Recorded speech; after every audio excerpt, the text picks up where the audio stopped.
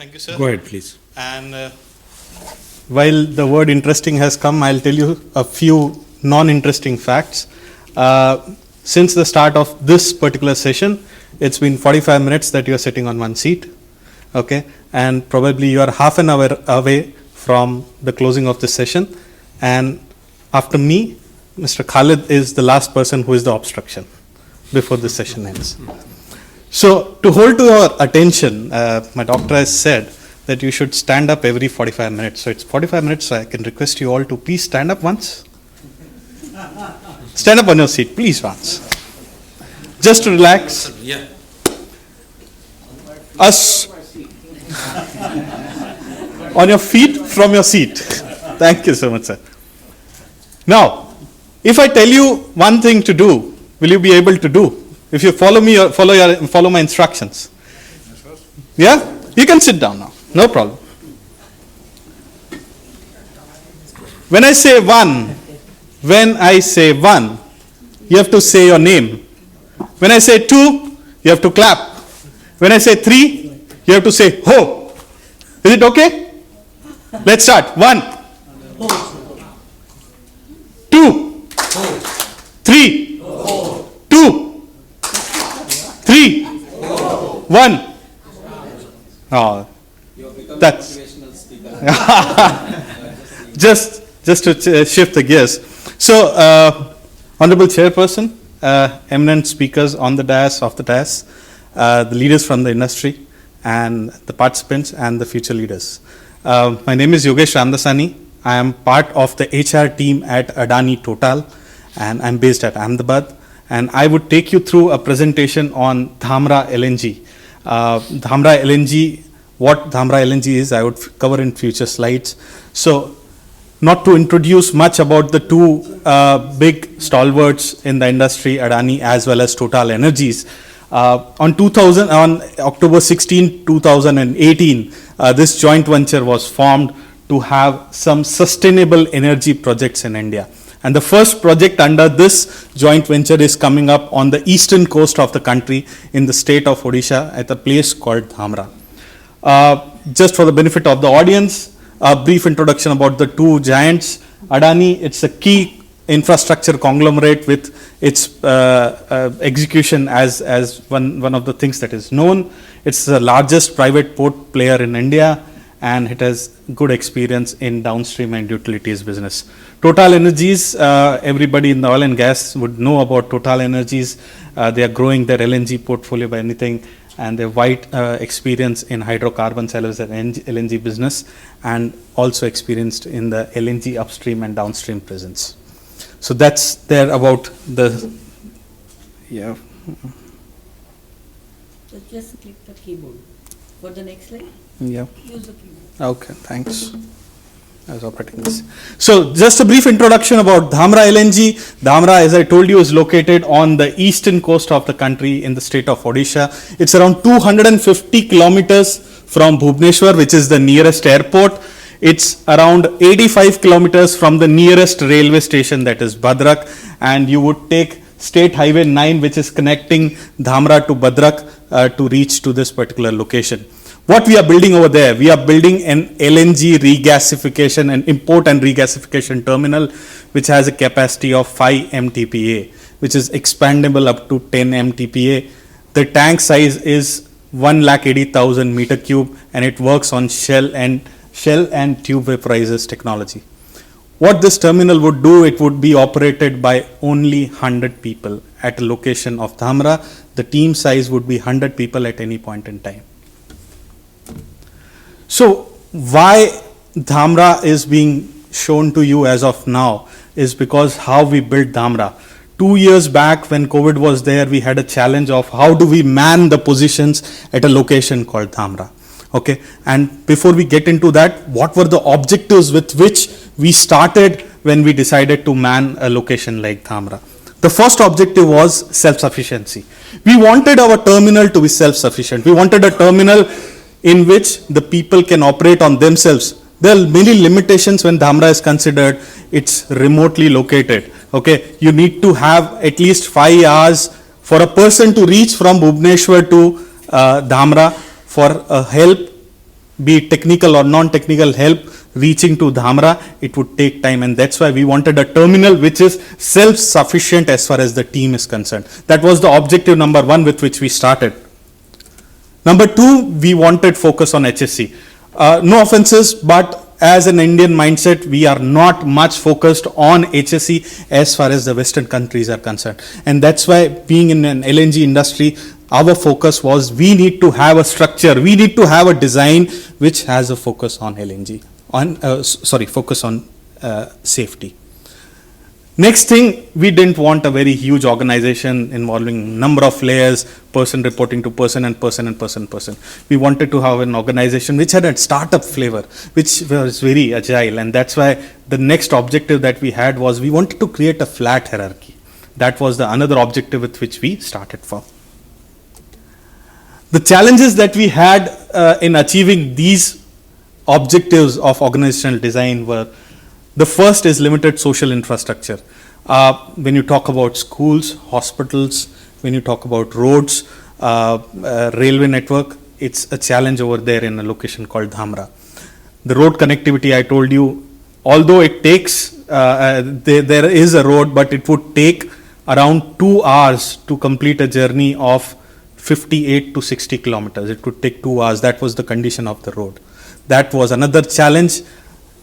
Near extreme weather condition, cyclones, the coastal line of Odisha is prone to cyclone, the recent being Amphan as well as Fani cyclones that were there. So there are frequent visitors over there. Availability of limited LNG skill pool. Now, when operational, Dhamra LNG would be the 7th operational LNG terminal in India. So as far as the availability of talent pool is concerned, in India, it's very limited. So how do you find out the talent that would be ready to go to a place like Dhamra? The last one is, even if there is talent in India, it's more concentrated on the western coast of India, on the western side of India. You have to motivate people to get to Dhamra. Okay, these were the challenges that we faced when we started achieving our organizational design. So what we did we had a 4-dimensional approach which we adopted. The first one was, we bifurcated the positions into 4 categories, all the positions that we had. The first one was, we created a positions which will be only filled by subject matter experts. Okay, we don't have that expertise probably in Adani or an expertise in Total Energies which is offshore. We are not able to bring that particular person over here. We marked those roles as subject matter experts. We've got these subject matter experts in various fields: maintenance, reliability, inspection, integrity, technical training. We got these subject matter experts for 2 years or 2.5 years of contract. Okay, we told them that make our terminal ready as far as these things are concerned, and that's your job. That was the bifurcation 1 we did. Bifurcation 2 was, we asked our shareholders. Adani has a big base over here, and of course Total Energies has a global presence. So we asked our shareholders that there are few positions which we would want you guys to nominate to the joint venture, and that's how we bifurcated these positions and filled these positions.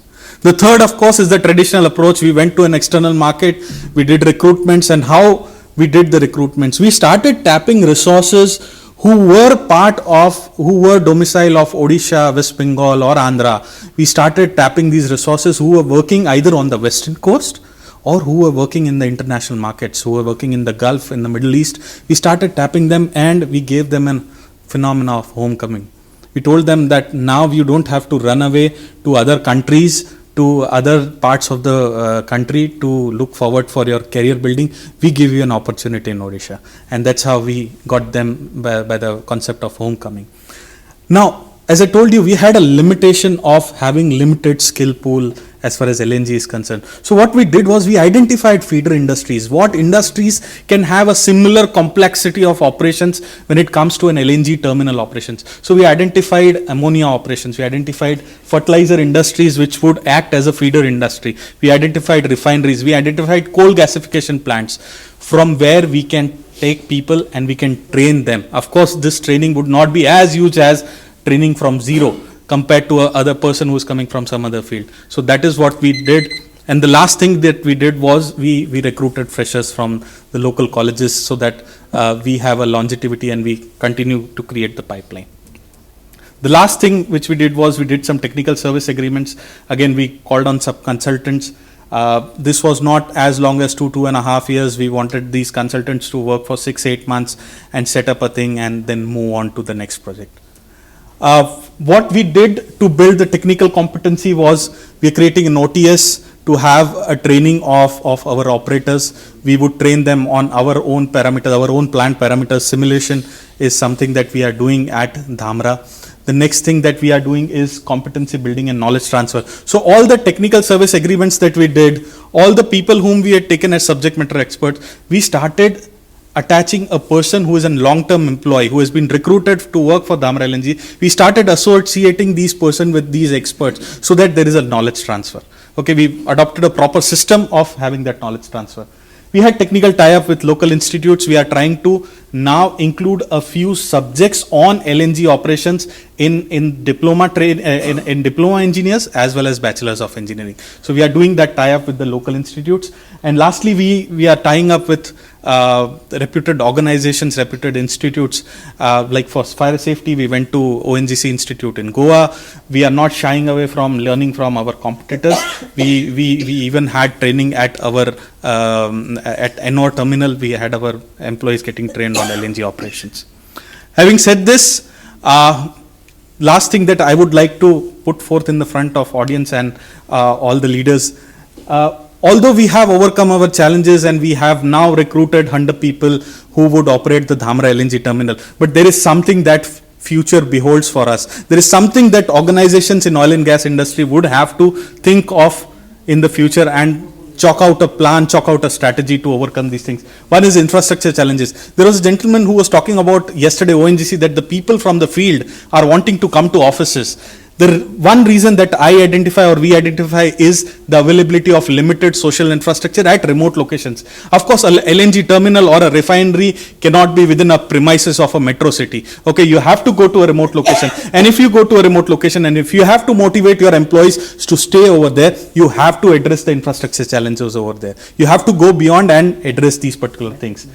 Next thing is outsourcing. There might be somebody who would come to us 5 years down the line and tell us, boss, give your whole O&M to us. How do we partner with these particular organizations who are ready to take end-to-end O&M with us? Diversity and inclusion, how much are we investing in diversity and inclusion? And lastly is brain drain. With post-COVID, there has been left, right, center investments happening across the world in oil and gas sector. So how do we not let the people who have got trained with us to go to other countries, and how do we cater to the, how do we address the attrition problem? So these are the things that I thought we could ponder upon. Of course, as industry leaders, they might have something to say upon that. That's it. Thank you so much, Thank sir. you, Yogesh, for wonderful.